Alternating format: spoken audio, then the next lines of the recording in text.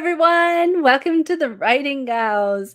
We're just Michelle and I today. We're missing Victorine, but hopefully she's going to join us next week.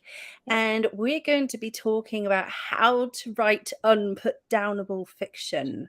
Keep your readers hooked till the very last page. But first, we're going to have a little catch up and see what we've been up to this last week. So, Michelle, what have you been up to?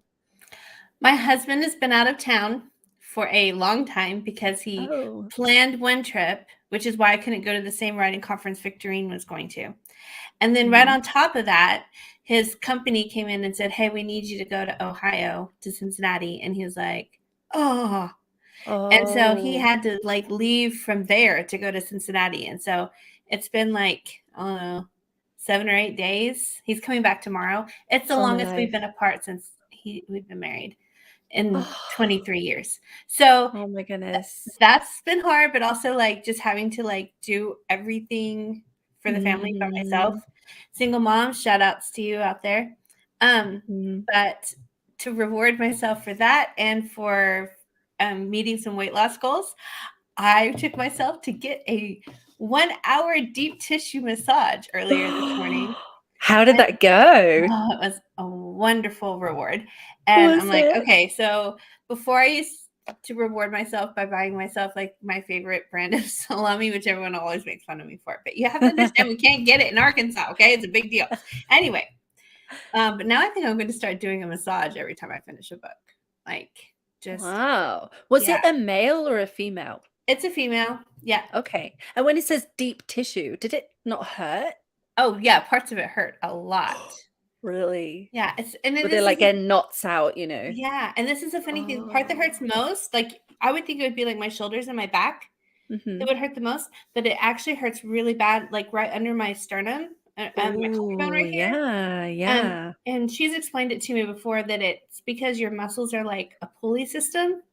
And so when it's really, really tense on one side, the muscles for your back continue over here. So it affects right here too.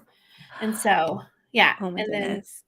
Then, you can just tell all the typing strain, sitting at a computer, looking down, all that sort of stuff. I think that it's so good to take that time to address what we have going on physically. But it's also just a good time to just be quiet and listen to pretty music and smell the essential oils and it's just so relaxing. And the whole time I had to keep telling myself, don't think about anything, just enjoy it. Don't think about books, don't think about writing, don't think about how you got to stop and pick up cat food and cheese. Yeah, the first and last time I had a massage, I fell asleep. Yeah. And I was and then I woke up and was like, oh, how long was I out? That's so awkward. It's so relaxing though, isn't it? It is. And now I'm good a place to write the rest of this week, hopefully when my husband's home. How about you?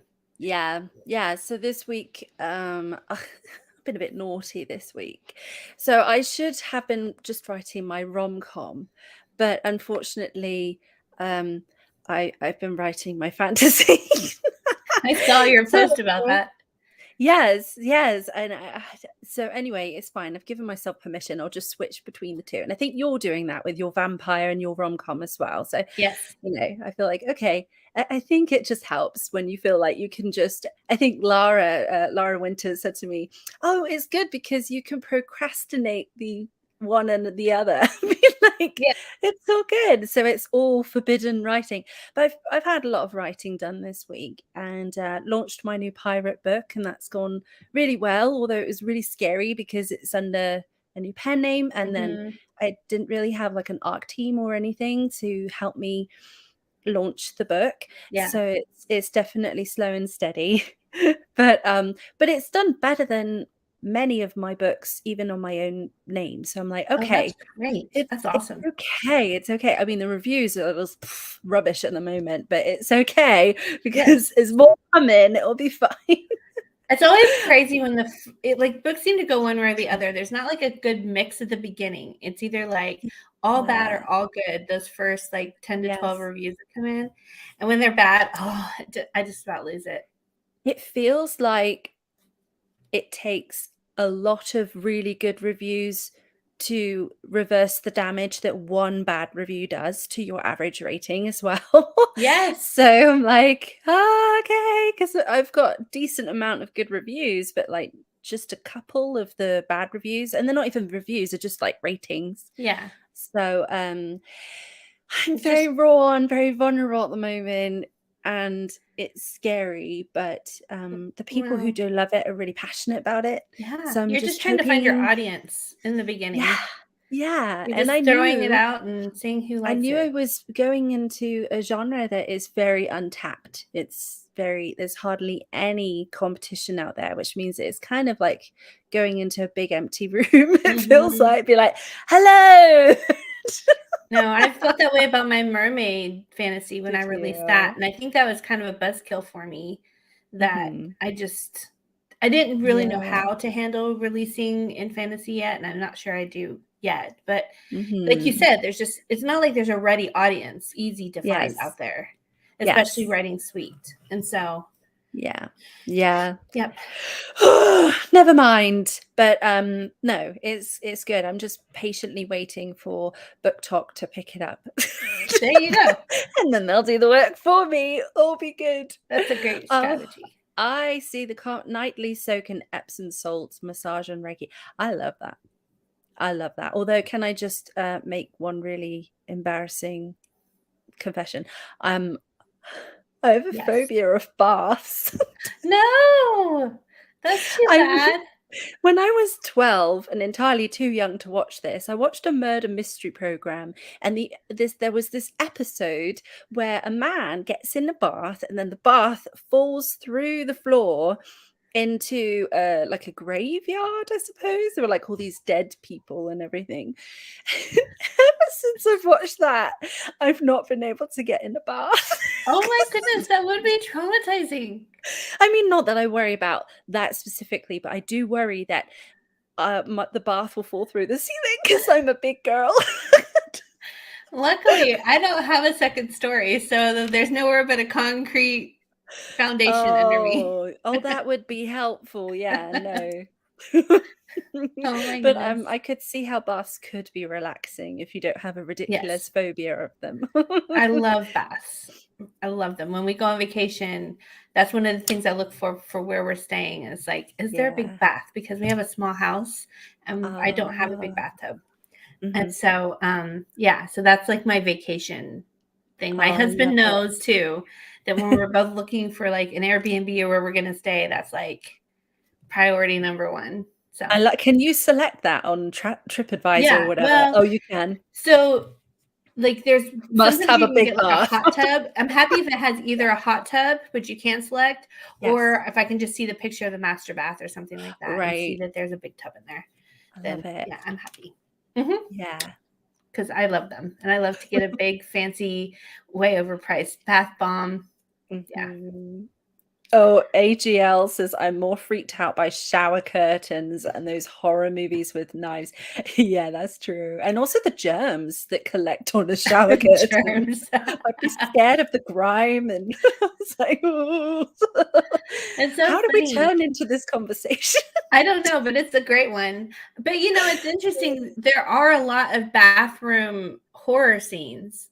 And it's because you're so vulnerable when you're in the bathroom. And I think generally, yes. And this kind of plays into our topic a little bit if we push it.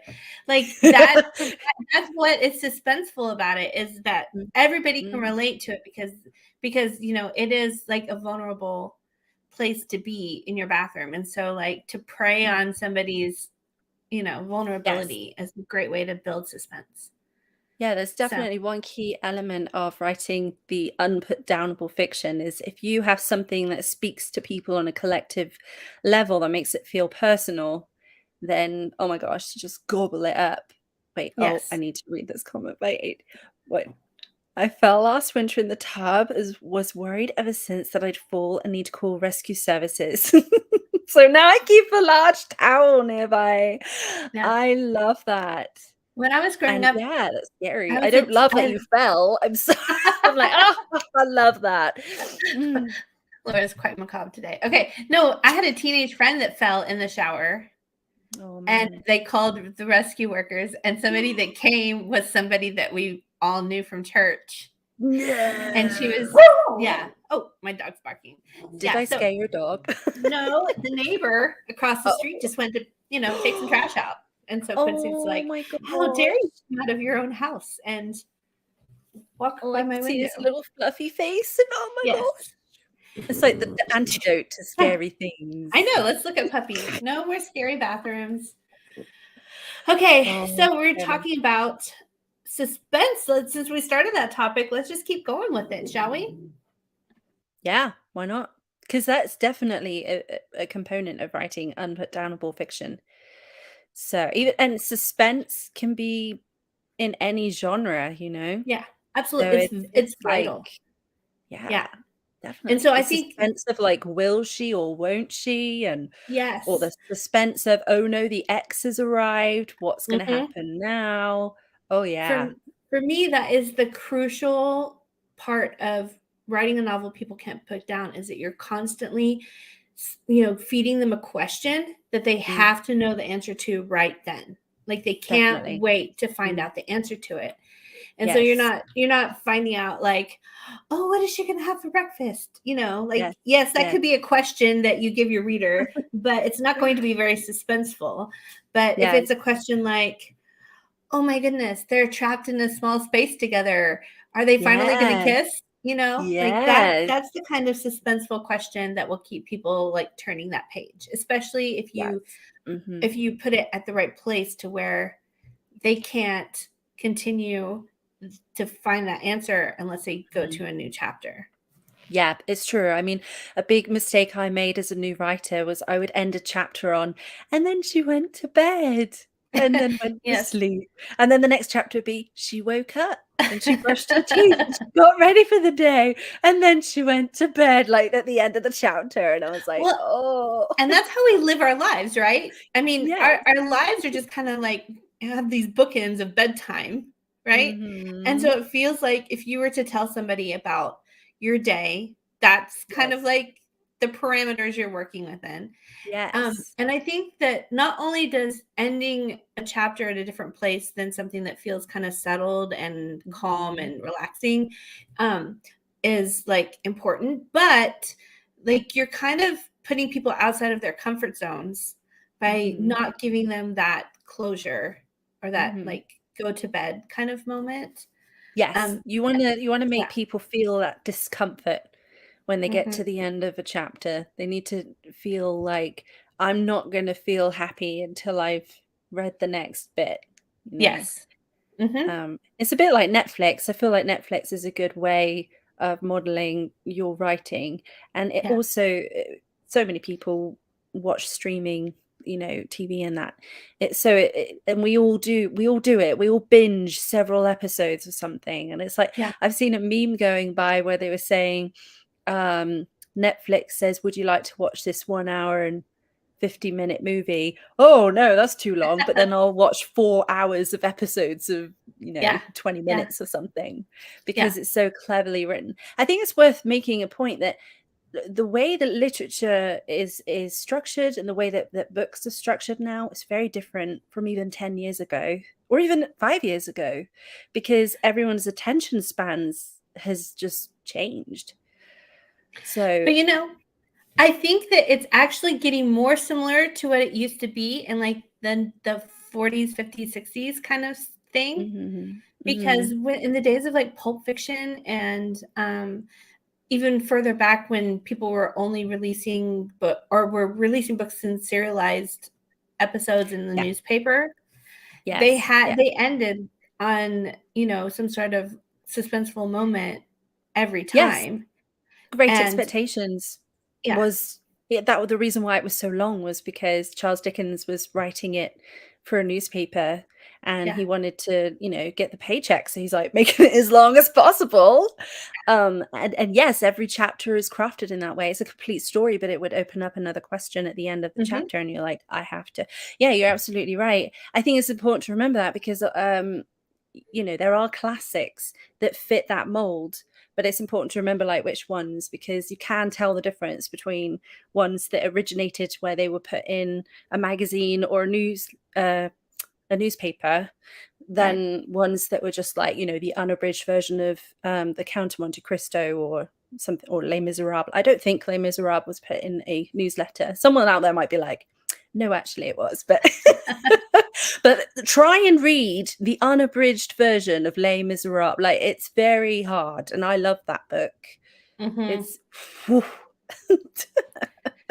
and we have a lot of these sort of like iconic images of the bad guy tying the heroine to the railroad tracks, and then like the train's coming and it's coming and it's coming, and it seems like it's about to hit her, but it's still coming, and it's about to hit her, but it's still coming, and like they draw out that moment of suspense for like so long to just really get as much out of it as they can. But I think that that's like a visual image. In books, it's really kind of hard to create a long-lasting suspenseful moment. And I think just like comedy where you have to have setup, I think in suspense, the more setup you can give it, the longer you can draw it out and the more impactful it's going to be. So like the kind of suspense where someone just like walks around the corner and you didn't realize they were there, so it's like boom, someone's here, or just like all of a sudden they like fall off a cliff, or just like it's like, where did that come from? But it's not really suspenseful because you're not anticipating something happening, and it's that anticipation, the little hints, a little foreshadowing, something in the tone or the mood, or little tiny things that the author gives the reader to notice and start, what's going on? Why do I feel like this? Why does this feel creepy?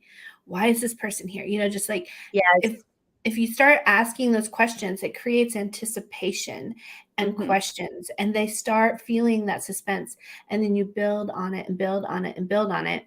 Yes. And like you said, you don't give them resolution at the end of the chapter, because chapters are where people can say, well, I'm just going to read a chapter before I go to bed. Oh, I've read my chapter. Luckily, I know that, they didn't get caught. Now I can go to bed and be perfectly satisfied. But if they're still waiting to find out what happens, they'll turn the page. And I think it's pretty much like, who can stop an episode of a television series in the middle of an episode? Like, I can't. How many people can put down a book in the middle of a chapter? Yeah, it's really hard to do. Well, that's a key question there, because there are components of a chapter. Because okay, this is getting personal here, but if I'm reading a book, so many times I will be reading, and if I have blocks of text that is just talking about someone's backstory, maybe it's a flashback, maybe they're just describing the room and what they're wearing or what they were doing, like how they were making something, I put the book down, because I'm like, you've lost me. Like, or I skip I'm not here pages. for that. And I'm here for that if it's a Laura Ingalls Wilder book and it's like interesting, because I've never built a log cabin before, and she talks in extreme detail about that. But that's a very specific type of book.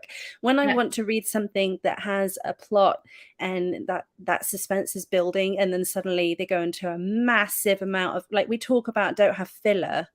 But there's a lot of people will just be like, I'm just going to write 3 paragraphs all about the history of the town, and I don't care. Generally, people don't, like, they lose their you're gone. Like, we are in a day and age of many people are reading your book on a Kindle, on a phone, on an iPad.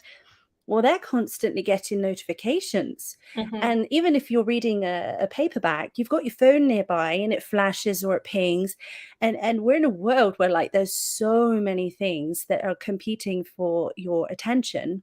We have to up our game and make sure that our book is super hooky. So our chapters need to be hooky all the way through. Like, I think we talk a lot about the end of a chapter, and I think we can get quite good at that, being like, okay, we need to make it like a cliffhanger. People ask a question, but we have to also remember that to get that reader to the end of that chapter, we need to keep that reader engaged during the chapter. So what are some tips that you have, Michelle, for like keeping people engaged throughout a chapter? Well, for one thing, you don't want to make your reader feel like they're working. right? If they're Mhm. having to work to kind of stay engaged, to Mhm. keep reading, then that's not a good place to be. Yeah. For one thing, not having big blocks of exposition of any kind. So, like, no long descriptions. And I don't even like Mhm. long paragraphs of internal thoughts. Mhm. Sometimes I struggle with that in my own writing. Mhm. Um, but try to break it up as much as you can. And there have been a lot of Mhm. times when I've been writing a scene, and everybody knows I'm kind of notorious for when I start a chapter, I will just start with a lot of exposition because I'm trying to like get into the scene and the character's head and what's going on and their feelings and all this sort of stuff. And then all of a sudden I'm like, wait a second, I've got like a whole page and there's no action or dialogue, and that's not okay. And if I Mhm. go in, I'm like, okay, so who can I bring into this scene, or what can, as soon as you add another person Mhm. into a scene or some change of dynamic in some way or shape or form, Mhm. it instantly drives you towards action and dialogue. Mhm. Like, you can't just have like, imagine how awkward it would feel if, like, somebody comes into the room and it's somebody that they have, like, all these, like, conflicts with, or they have a lot of chemistry, or, like, whatever you've created between these 2 characters, and that person comes onto the scene, and then your character just keeps sitting there thinking about things, or noticing details. Yes. Like, for one Yeah. thing, it would get really awkward, but it also gets really, really frustrating. So for me as a writer, it kind of pushes me. Like, "Oh, okay, if I bring this person onto the scene, then things are gonna get a lot more exciting." And Mhm. I find that most of the detail that I thought I needed to put in there, I Mhm. don't need to give the reader. Like, I just need it. Mhm. Yeah. I in my own head as the author to, Yeah. move forward with what I'm writing, I need to Mhm. ground myself, but the reader doesn't need that much grounding. Mhm. And they can make a lot of inferences and use their own imagination for a lot of things. I'm kind of playing around with this idea lately of, because we talked about last week about how I want to start writing short stories, Yeah. of studying songs Mm. to improve my short writing ability, because it's amazing how a song can tell a whole story Yeah, it's true. and get you deep into, like, events and emotions and have suspense and then have a Mhm. twist and then have, Mhm. like, the payoff at the end, like, however it ends, happy or sad. So if a song can tell a whole story that people not only understand but connect with on deep levels in the space of, like, 3 minutes, Mhm. it just makes me think, "Okay, what is it about that kind of storytelling Mm. that I need Yeah. to take and adapt to my short story writing?" And if it works in short stories, it'll work in long form too, because Yeah. we're tr what we're trying to do by creating an unputdownable novel is create that pace of reading, Mhm. right? So, if you just wanna write a novel where you can kind of wander around and talk about your theme and have your character really just spend a lot of self-therapy thinking about their feelings, you can do that. I just know Yeah. people it's probably not going to be like the page turner, keep them up till 3 AM, make them regret their reading decision kind of book. Yeah. And so I think that it's that pace. It's getting impactful, quick details that do a lot of work Mhm. so that you don't have to have paragraphs. You can have phrases and sentences that do the Mm. same job. And so I think Yeah. that learning how to keep your pace quick and moving by using that, kind of detail is great. Yes. Yeah. Yes, Cassie, Yeah. Taylor Swift is amazing at that. I've always like, people Yeah, might she is. hate me for this. Sorry, I have daughters that are Taylor Swift fans, and we have a million Taylor Swift playlists and all this sort of stuff. I will say I have always said she's a better storyteller and songwriter than she is a singer. She's developed as a singer and gotten better, Uh, um, over time. People are gonna be like, "Ah, hey, Michelle." She's a good singer. She's a great entertainer. well, she's But better than me. I just happen to think that, like, if I think about Taylor Swift, what I think about first is, how amazing she is at writing songs and telling stories. Mhm. Um, I love my favorite singers are singer-songwriters, Right. because I just really, as a storyteller myself, I really like to see somebody's ability to evoke emotions and tell stories and pull people into shared experiences with songs. So, yeah. Yeah. I did a little deep dive in my books for this podcast to do a little bit of research, and the book that I have the most reviews on is Love Me Like You Mean It. And many people were saying, I couldn't put it down. And I was like, okay, let's dive into it. And then I was looking at the story and I realized that this was totally by accident, by the way. I didn't mean to do it, just happened that way. And I think it was because I had watched all 10 seasons of Friends within 3 weeks. And so it would I was in that mindset of like their episodes. So every chapter felt like an episode of Friends. And then it ended with like a cliffhanger. But the storyline of Love Me Like You Mean It is a fake relationship. And it layers on what you were saying before, how like the lies get bigger and bigger and bigger. Yeah. So like it starts off where she's lost her job. So she goes and she tries on wedding dresses because her best friend works at a boutique. And she's trying on these wedding dresses, but then an old school friend walks in and she's like, oh my goodness, Emma, you're getting married too? Like, and then she starts bragging about her wedding. And then so when she asks about, oh, well, who's your groom? Like, what's your wedding about? She can't tell her the truth that she's actually single and she's trying on wedding dresses because she got fired. So she tells this elaborate lie and then goes home and then discovers that her friend had put it all over social media and it went viral and everyone is asking, who is the groom? And so she then has to say, oh, it's my best friend who lives across the hall. And then their best friend is not happy about this, but decides to go along with it because he's a sweetheart. And then he says, we have to tell the truth. We have to tell the truth and have to start with your parents because they're way excited. And so he goes with her to the parents' house.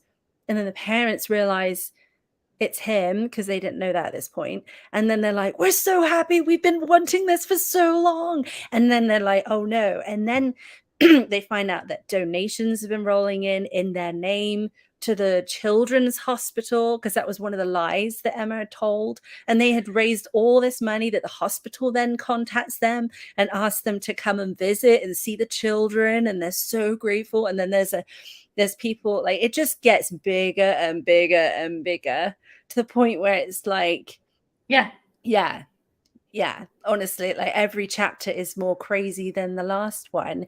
And so I think it's important to I think as well, in every chapter, make sure that you're fulfilling this universal fantasy experience that people want. So either the idea of going into a bridal store and trying on all of the wedding dresses, or being able to go on a shopping spree and have no budget, or being noticed and appreciated by loads of people.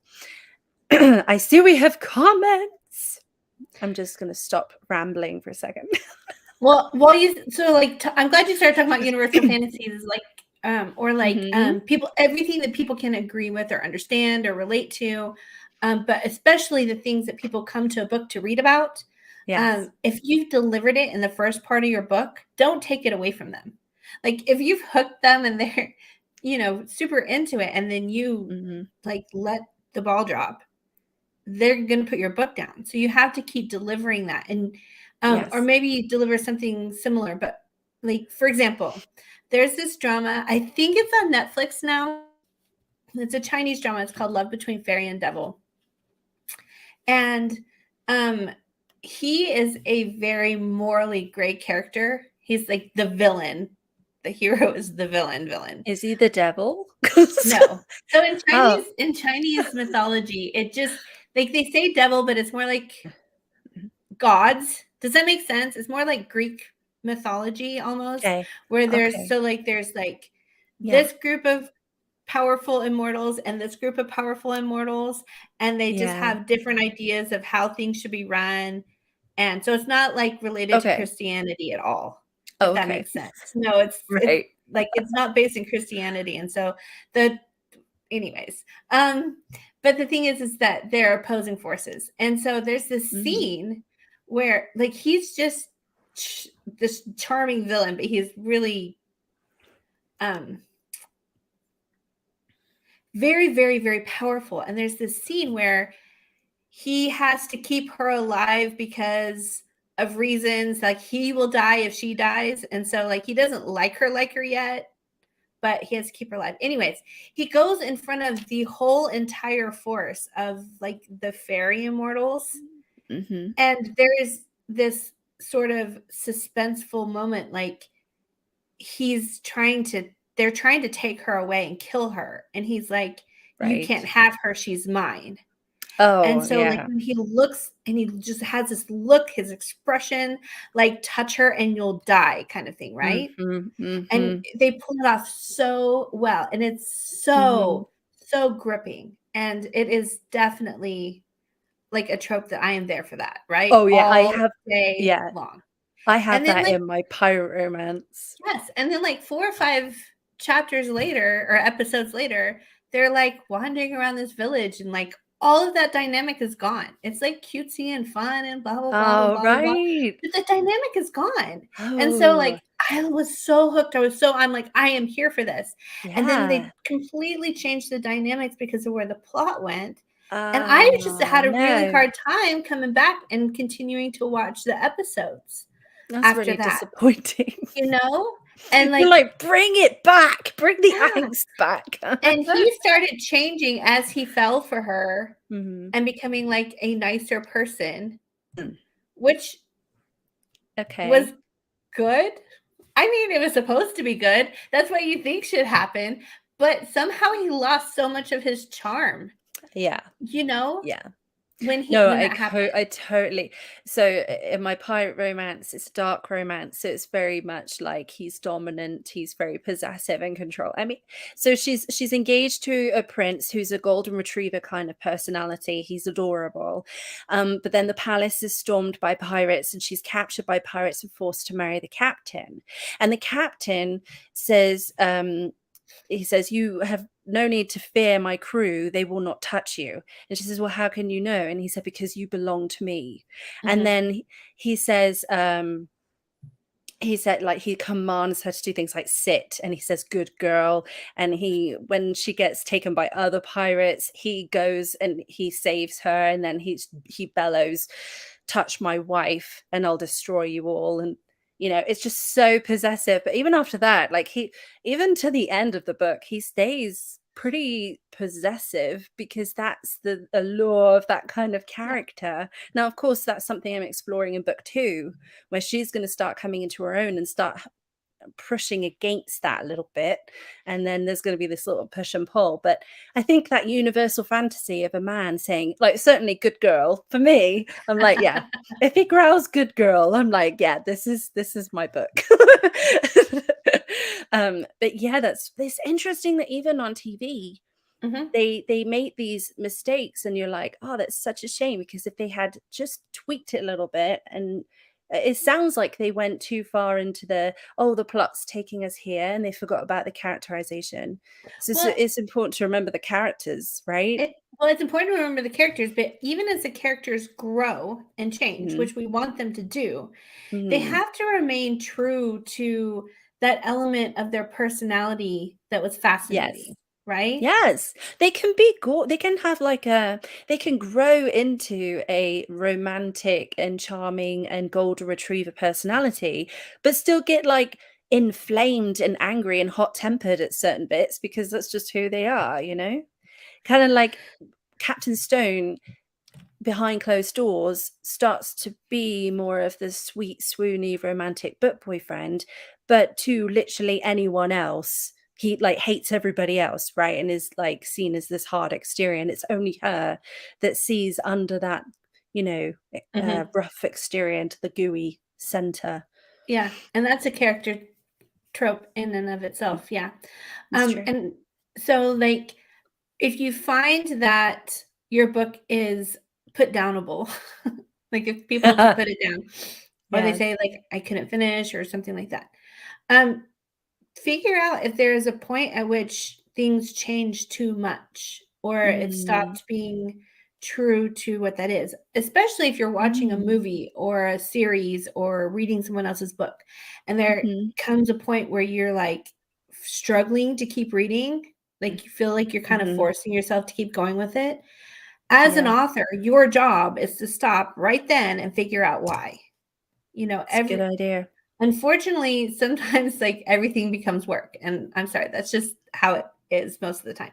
But yeah, like pay attention to why you want to put something down or turn something off, because Yeah. that's an important lesson for you as an author. Mhm. I had a book that got, it was A Man Worth Shaving For, maybe?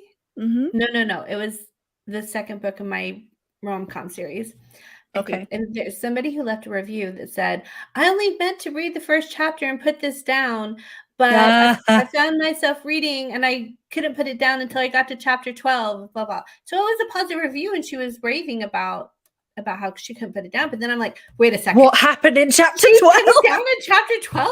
What happened? And so I picked up the book and I turned to chapter 12 to see what I had done wrong. And I was like, oh, What was it? yeah. What I did happened? not have a good hook at the end of that chapter.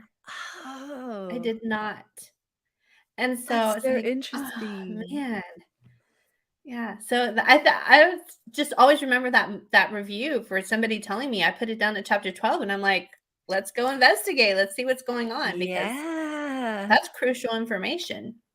Mm. And so one point that's kind of curious to think about: why do we want our books to be unputdownable?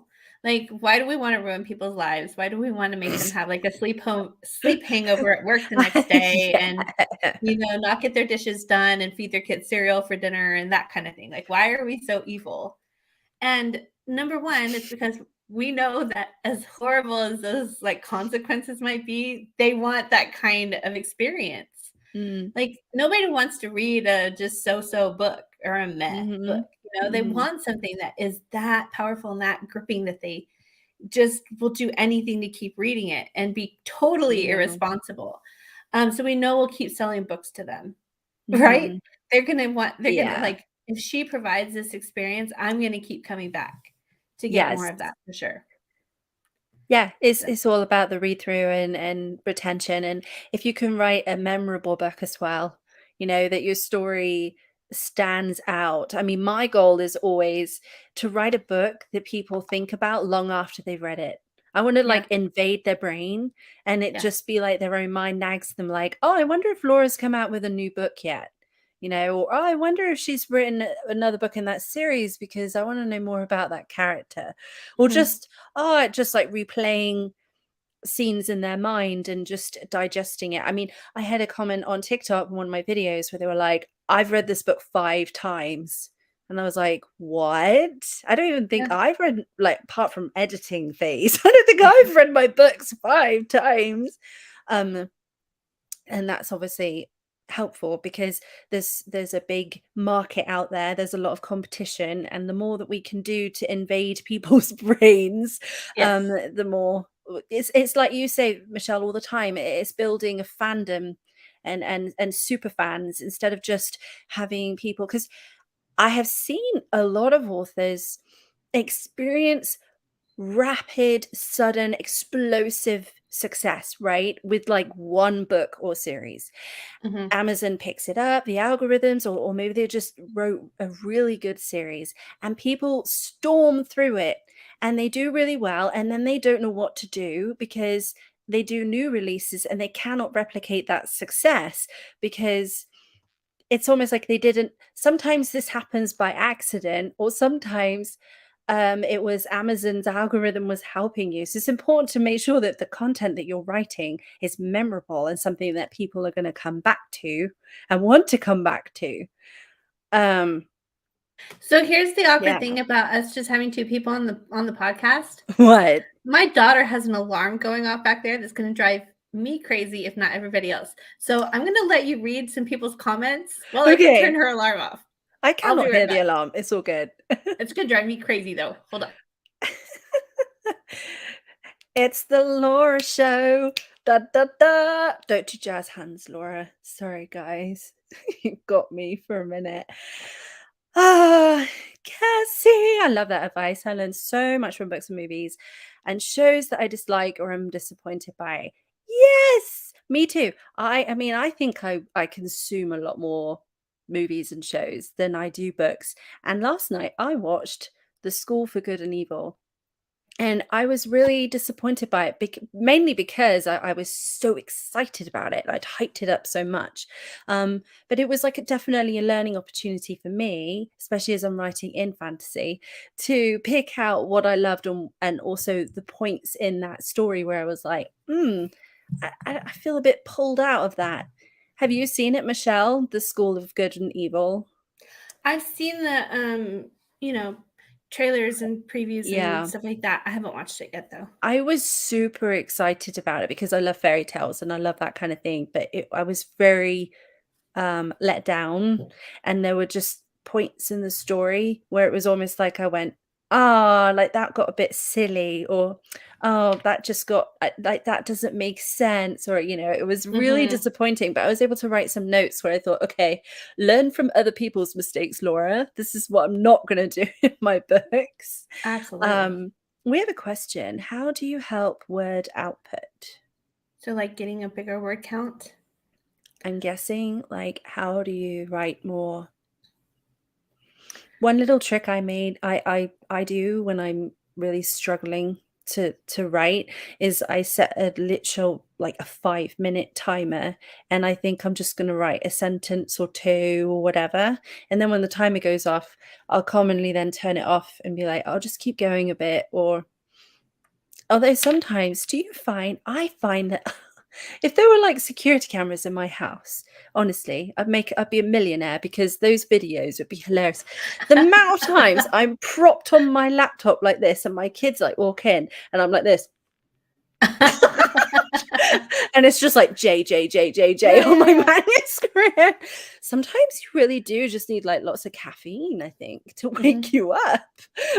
For me, I need to be really immersed in what I'm doing and not doing a chore. Like I need to have Mm, that flip happen between I'm sitting down to work and then me yeah, forgetting that anything exists except the story playing in my head, right? yeah. And for me, for that to happen, I have to have a lot of quiet and I have to be Hmm. alone, Hmm. or I have to be able to block out everything around me with like headphones and music and Mm, stuff. It just depends.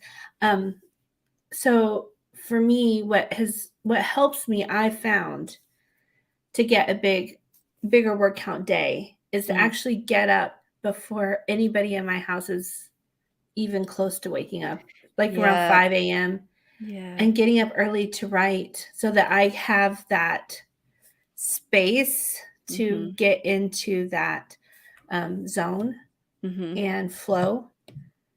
That is magic. It Oh, yeah. can't, like I can push my way through getting more words down if I'm doing sprints or something like that, but being able to Mhm, really get absorbed and fall into that mhm, abyss is just the best way to do that. And so getting up early helps me, but maybe you're a mhm, night owl and maybe it's you stay up after everybody's gone to bed. Like whatever works mhm. for you. So good luck. Everybody has to find their own way, unfortunately. I just love this comment.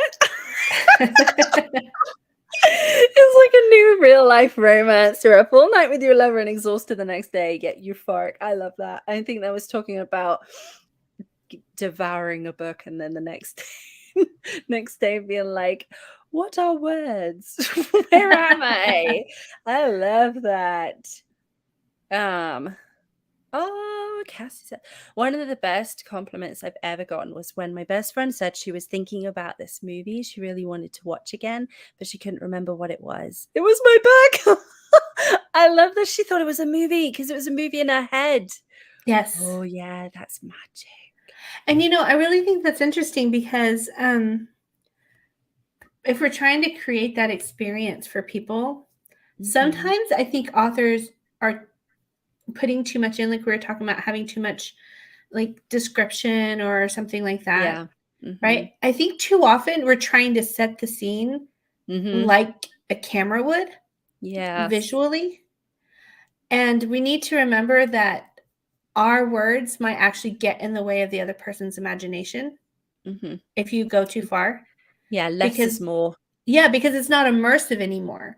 Like, Yeah. if they're having to work and put all these pieces together, Yeah. like, she went into the living room, and there was a red lamp Mhm. on the table by the couch, and the soft glow of the lamp illuminated the pattern on the carpet.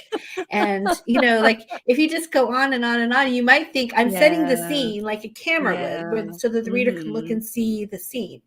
Unless Mhm. that lamp matters for some particular reason, like, the Mhm. reader's gonna know that there are lights on. If the Yeah. it's just It's true. It's or, true. just, like, Yeah. think about all living rooms basically have the same elements in them. Yes. So, Yeah. just be careful that when you are setting your scene, I'm not saying don't do that, because it is important. Make sure that the points you bring up matter and that they are Mhm. impactful and do, like, it's kind of like food coloring, like you would put in frosting. Does that make Yes. sense? Like, if you buy the cheap Yeah. stuff, you're Mhm. gonna squeeze, like, a whole tube in there and just barely get any color out of it, right? Or you Yeah. can get the super concentrated gel color where you just Mm. put a little Mm. pinprick of it and it's just, like, exploding with color, right? So Yeah. just that's kind of the same thing, like, words can have, this really concentrated impact to create Mhm. color instantly, or they can Yeah, just be it's true. so diluted and pointless that you Mhm. end up with these dull colors that, like, Mhm. and you thin down your frosting because you put so much in it. You thin your story down by just Yeah. putting so much in there that's not having any effect. Boy, that metaphor worked out better than I thought it was. I love So, it.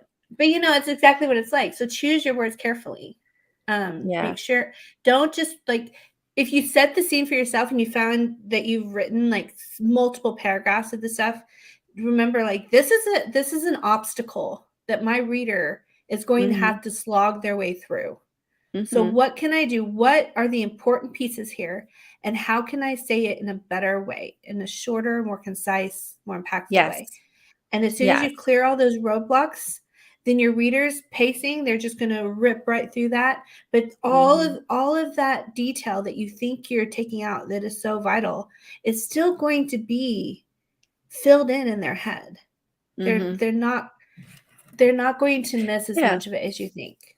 In my first book, I writ it's unpublished now, I'd written where she walks into the bathroom and then I'm like, "And there was a toilet, and there was a sink, and there was a shower." It's like, "You don't need to say this, Laura." And then she goes into the kitchen, and I describe the step-by-step process of her, cooking a bolognese. The Like, slicing the cooking onions tutorial. and then opening the cupboard and getting the garlic powder. I was like, "Laura." Well, don't be too harsh on yourself. That's something we all do at the beginning, for sure. I Right. mean, like, that's just like, you just feel like, I need to give the reader all of this stuff, right? Yeah, And yeah, then you start to figure out, like, do they really need that much information? Like, if they're yeah, cutting up fruit for, like, a fruit tray, does it really matter that much? Or can you just say they made a yeah. fruit tray? Unless they Yes. cut their finger, and then the hero needs to come and, like, put a bandage on their finger, True, which I true. did in one of my books, and then the Oh, process of cutting the fruit matters because it's mm. important to the plot. Yeah, it's a plot point, right. Yeah, Yeah. And then, like, if absolutely. you're describing a toilet in a bathroom, like, you might think that that sounds, like, completely stupid Yeah, unless, like, you're describing that it's dirty because, like, yeah, yeah. that can tell a lot of important details about, like, the character whose Mm, toilet that is, or, like, how mm, horrible of an experience this is, or, like, that's true. there's just, if you mention something, make it matter, make it, like, have a purpose, Mhm. and then get in and get out. That's what I always say, get in and Yeah. get out. Do you know I do this? Cassie says that's why I like watching rant video reviews on YouTube. It always gets me inspired to write something better than whatever they're ranting about. I do this. I go on Amazon and Goodreads and I read everyone's 1-star reviews. like everywhere in my genre, because I want to see what people are saying that they hate. Because apart from the "this isn't my cup of tea" or "I don't like this" kind of book, there can be some really constructive criticism in there. And I think it's really good, because I know a lot of authors will read the good reviews and listen to people's reviews and write down, oh, what did they love? But it is good to write, what did they hate and what were they expecting? And most of the time Yeah. in these reviews, the book has Promised let one them thing. down. It's promised them one Yeah. thing, and then they've delivered something else. Like so many Yes. times people say, this was not what I was expecting. And Yes. that is not a good, and when people say, it was not what I was expecting, I didn't see any of the plot twists coming, I used to be really happy with that kind of feedback with my early books, because I was like, I'm so clever. Like they couldn't figure out the secrets. Like, and I realized, no, people like to be clever. Like you should be leaving little crumbs. And also you should be portraying your book and being very transparent about what is in your book. What Mm-hmm. are the tropes and what is the genre? And does your book belong in that genre? I wrote a book that was about two people who were both in a coma, and they meet in coma world, wherever, you know what I mean, like their subconscious, and there's like this sort of thriller kind of aspect. It was supposed to be like the Adjustment Bureau, and I targeted paranormal readers. Because I don't know how you would put that in a genre, because it was so unique. And loads of people in the reviews were saying, well, it wasn't what I was expecting. It was good, but it was not what I was expecting. And Yeah. I unpublished that because it was I couldn't market it. It was, without giving the spoilers away, people like, wait, what's going on? Like, it's Yeah. disjointed and confusing. Yeah. And when you talk about putting a book down, there are like usually two reasons why someone puts a book down. One of them is because Mhm. it's not compelling or interesting, or it's boring, whatever, that kind of like kind of Mhm. reason. And then there's like Mhm. the angry, fiery, I will put a hole through my wall because I threw this book so hard kind of put down a book, Yes. right? And Return of the King. and so I did like that. a lot of authors get to where I think there's some out there that like to provide that kind of experience where you have that big of an emotional reaction to their story. Yeah. But in general, I would say if you're trying to build a brand and make a living, then you want your readers to feel like they can trust you to Mhm. deliver what they want. And so Yes. that all comes back down to delivering what you promised. Mhm. And just like we were talking about. So, but it also has to do with not doing very specific things that people really, really, really, really hate, like people Mhm. kicking puppies kinds of things, you Or know? killing puppies. That Yes. was my second book. Someone put my book on SaveTheDog.com or something and Oh, no. blacklisted it, and they were like, "I'm never reading another book of yours ever again because you killed a puppy." And I was like, "I'm so sorry." My dad just died, and I was getting over the grief, and I killed a puppy. And now I Oh. promise I will never ever kill a puppy ever again. But yeah, be careful. Don't Yeah. don't kill the puppy. And most of the things that people get that mad about, it crosses some kind of line with Mm. their personal experiences, right? Something Mhm. that they have strong feelings about and or trauma related to Mm. it, right? Yeah. And especially writing romance, the things you have to be really careful about are Mm. relationship trauma issues. It's true. Um, and so be very, very careful of those.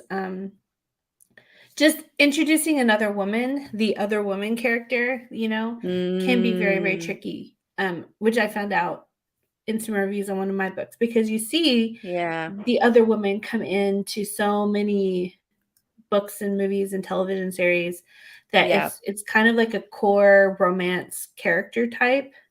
Mm. But at the same time, some people can get really, really upset about her. And Oh, the yeah. the the thing Mm. you have to realize and do right as an author is how the hero reacts to her or interacts with Mm. her. So if Yeah. he does anything that gives the reader red flags about whether or not he's going to be faithful in the future, Mhm. then there are going to be people that are going to be like, I'm done. I'm out. I can see Yeah. where this is going, you know? Yeah. And Yeah. so like just try and understand if you're giving people red flag reasons to have that reaction to a book and put it down, then obviously that will not create an unputdownable novel. That's true. I can't talk. What plot structures do you use the most? Is there one that helps make your books have more of a hook? So I don't think I personally, I don't think plot structures help your books have a hook Yeah, so I much. agree. Okay, so like this, I've made a graphic about it at some point that I shared in, I think when I taught a class on writing an unputdownable novel. So structure has to do with the overall movement of scenes, right? So like your plot is built by scenes, but your chapters do not need or shouldn't even mostly need to align with that structure because the structure feels normal. The structure feels like what people expect. They know when a certain beat is about to happen, right? Yeah. They can feel like, oh, the dark moment is coming, or Yeah. she's about to break up with him, or they're too happy right now. Something bad is about to happen, right? Readers Yeah. can feel the structure of a story because they know and they Yeah. recognize it, right? And so what hooking people is about is making them ask compelling questions or making them be compelled to find out what happens next. And so that needs to almost play against the structure, if that makes sense. So whatever your structure is, if you were to like write out, this is where this scene ends and this scene and this scene and this scene and this scene, so line up your structure. I put my chapter endings contrary or working against that structure so that it creates this sense of discomfort. And Yeah. constant question and constant suspense Yeah. because they don't know what's expecting. They don't know when things are going to like be satisfactorily resolved, sort of thing. But as far as what scene structures, I just really like to use a 3-act scene structure. And then within that, something like romancing the beat kind of thing, to really help figure out what your your beats related to romance specifically would be. But I really like the focus of having the first act be the introduction to the characters and the introduction of the inciting incident, and then having like all of the like rising action being seen to all the way up until then we get into like the bookend moment. So like the beginning and the end book ends, like the dark Yeah. moment, the grand gesture, the resolution, all that sort of stuff. And so that's what I usually work with. Yeah, what I've started doing is that, but more, I took a like a class, I think, by John Truby. I think it's Trudy. I can never say the name right.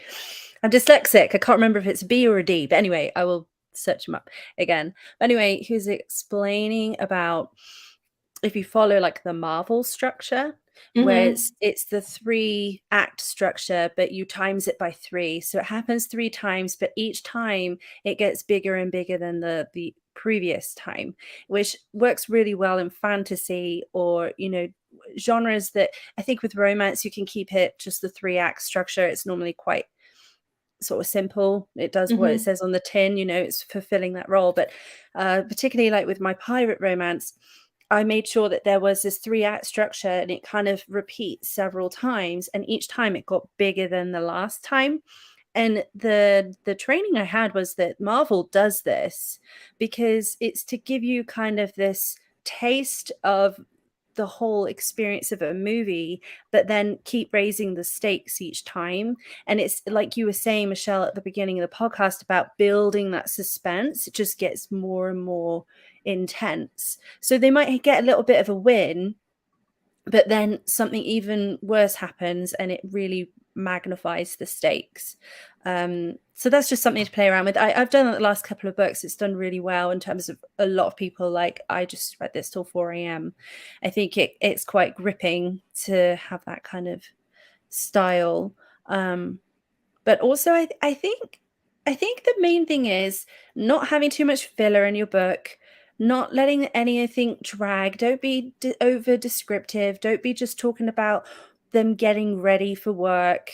Make sure that everything that you're writing is integral to the plot or what's happening, and not going too long without dialogue, because that's an interesting one too, or internal thought. It's having that punchy kind of writing. And we both write episodic fiction, right? So I write on Radish, you write on Bella. And the thing that I have learned is just seeing my stats, is seeing people reading and spending their coins on my chapters.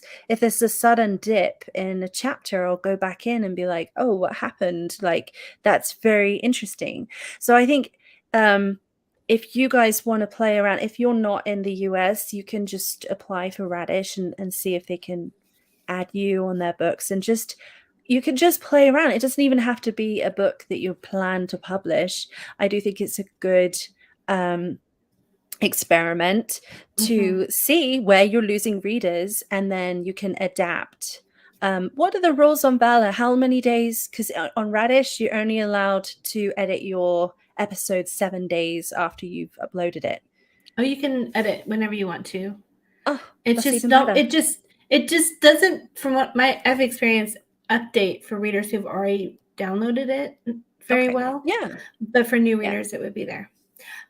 So Cassie wants to know if I could give an example of that. So I'm just going to try to share. I don't know if this will help at all. Really quick. Let's see here. Can you see that? Yeah. Okay. So here's your story moving along, right? And then your story is built by scenes. So like picture this as like the beginning of the scene, the end of the scene, beginning of the scene, the end of the next scene, in this chronological order. But my chapter endings and beginnings are not going to line up with these scene beginnings and endings, right? Because if I put my chapter ending where the scene ends, then that is going to cause this dynamic of resolution, right? Yeah. So what I try to do is have a scene which has its own arc, complete its arc, and then I pick up where the next scene is starting its own arc like this, and I drop the story, the chapter end in the scene where it's got its inciting incident sort of hooky moment in the next scene. And so that's why my chapter are spread out like this. And you can have multiple scenes within a chapter, that kind of thing.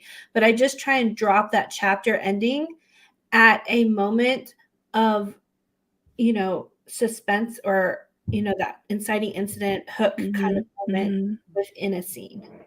So. Yeah, like you're keen on something I learned from you, Michelle. It's a little trick that I do now, is where you will start a kiss and then end the chapter, and then you pick up where you left off in the next chapter, and that's always really fun. Because people want more of the kiss. They do want more of the kiss, but especially if you start the kiss and then have that like first reaction of like, what am I doing? This is wrong. Or like somebody interrupts, or like something, just at that moment of like, I wanted to keep going. This is happy. This is good. Why is it getting messed up? What's going on here? Or like, why is she going to be stupid right now and stop kissing him? Like, like give them that moment. So let's see. I wonder, okay, so you carry scenes into the next chapter, which keeps them turning the pages and not ending at the previous chapter. Yes.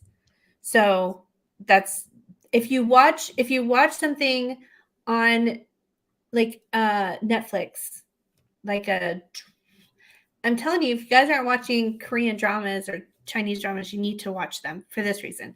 But there will be, if the not a series where it's like an individual story within an episode, but like the kind where it's an ongoing story. You will notice that the episodes end where there is something that's actually going to be the story in the next episode, right? So the episode you're watching picked up where it left off last time, and you go through that whole scene and it gets somehow resolved, even if it's like a bad resolution, right? Somehow or other, you get through that scene, right? They don't end there, because if the episode ended there, then you would not click the next episode. You'll think, oh, that's a good place to stop. I'll come back tomorrow. No, what they do is they loop you back into whatever is going to be happening next time. Like, what's the question? They leave you on a question, and then they end the episode, because then you have to know the answer. So then you click next episode. So right before we got on today, I was watching a drama, of course, and they were having this moment as a couple that you've been waiting for the whole series. And you're like, oh my gosh. And it's this older woman, younger man one, and his mother is really disapproving, right? Well, so they have their happy moment. They go on this like date together, and like all these things are wonderful. And then you're like, oh, and there's like 15 seconds left in the episode. And they don't end you with like these happy butterflies. It comes back on to the mom sending a voice message to somebody else. How's it going on breaking them up? So then you're left like, oh no, the mom's got shenanigans going on. The meddling mother. I love and that so, like, trope. You felt like so happy where the characters had gotten to. But now I'm like, what's she doing? What's going on? What's going to happen? They're so happy to see them alone. But that's how you end it. And so, but that like dissatisfied place where you're at that hook, that is actually part of the next scene. So yes, you do start the scene. You carry like the chapter into the next scene a little bit before you end it, so that you leave them at that difficult place to put down. Yeah. So it is the ultimate cliffhanger. Yes. Yes, it is. Well, we have reached our limit and gone over a little bit. Thank you so much for joining us. This has been a really good discussion. I love talking about unputdownable fiction. The more books we have out there that are unputdownable, the better, because then I can enjoy them all. And yes, thank you so much for your questions, guys. And if you enjoyed this video and you found it useful, please give it a thumbs up or a little like. If you're not already following us, come if you're on YouTube, for example, and you're not in our Facebook group, come and join our community. We're the Writing Gals. We are constantly in there talking about writing, publishing, marketing, all things to do with that. And we'd love to see you over there. And as usual, thank you to Michelle for joining me. So it wasn't just me. Yeah, thanks, Laura. We had no problem feeling the time, did we? And next week, you want to talk about what we're going to talk about next week? Yes. Do you want to say? I can't remember what it is. I forgot. Paranormal romance. We're going to talk about paranormal romance because it's Halloween-y time. Yes. So we're going to talk about paranormal. I'm excited. Yes. Don't or maybe a little dark romance, like a little pirate romance in there too. Yeah. We're gonna have fun with all the Halloween stuff. Yeah. It's gonna be so. I might dress up for it, I might dress up. Yeah. And I'm going to the salon tomorrow, so my hair is gonna be like crazy. Oh my goodness. We'll have to give Victorine the note. Like, be sure to dress up, because if we just show up, we're all like, and then it's like Laura's a pirate. Like, okay, Laura's a pirate this week. So basically, you guys don't want to miss next week. So make sure you click on that notification bell so that you get notified whenever we're live, because we're going to have fun next week. And until then, have a great week, you guys. Bye, everybody. Bye.